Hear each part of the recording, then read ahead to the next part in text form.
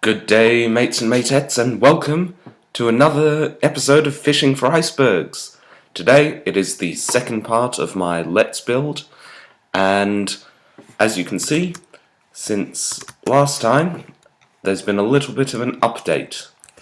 So I've extended the front section out and around to include this grassy area, which is mostly just to frame the fact that I am starting the mountain which will inevitably encase this fortress.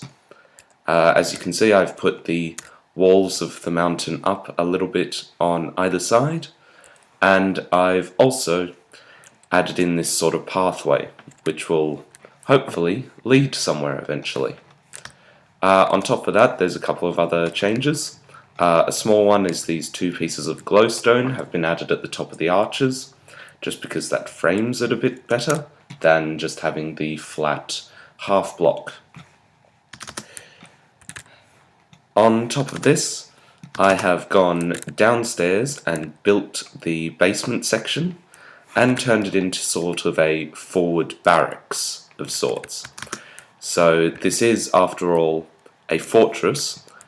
So seeing as the gates are here, the soldiers of this castle need to be quickly able to go and defend their lord. Now there are basins around the room for like washing your hands and stuff, and there's also just some crafting tables and anvils and furnaces if they need them. And at either side of the room there are simple bathrooms with item hoppers acting as toilets. Still sounds weird to me, don't worry. And finally, I've also continued this corridor back a little bit and added rooms on either side.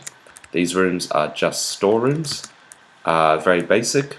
They've got chests, crafting tables, and right way up pistons in them. Now, an unactivated upward facing piston I think looks quite a lot like a crate, and it looks a lot better than just filling a room with lots and lots and lots of chests. So that's why these have been used here. And if I just show you over the other side, it's the same thing over there. The pressure plates that I'm now using for the interior of the fortress are the heavy weighted iron pressure plates. However, I'm considering changing those to the stone pressure plates just because they're a little bit bright. Anyway, that's all of the update for now, and I will get back to you in a second when more has been done. Alright, time for an update. Now, what I've done since, well, a couple of seconds ago for you, is I've extended this hallway down all the way to its end. Offshoot here, we'll have some servants' quarters and kitchens and stuff down it, and this will lead up to some sort of tower or more defensive structure up in that direction. However, most importantly, the path now turns and goes up these steps to the Great Hall of this build. Now there is a door at this side which will connect up with the kitchens, which will be built off that offshoot down there, as servants will have to bring food up to the guests here. Just like from this side, the path will connect up to some guests' quarters and the nobles' rooms up in that direction, and this will be where the diners will come from. Now, at the bottom here I have two identical oak slab and oak stair tables, and each of them has a red tablecloth. The red tablecloth is just carpet pieces, and at the side there are spruce step chairs with blank signs acting as armrests.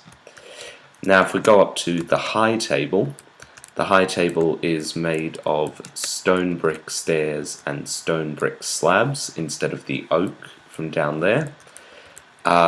Some of the chairs are the same, but then in the middle we have 2 quartz step and sign chairs and 1 massive throne-like quartz chair. These would be for the lord of the house and any children or his wife that he dines with today. The tablecloth up here is purple because in medieval times, which is sort of the era of this castle, purple was associated with royalty, just as red was associated with strength.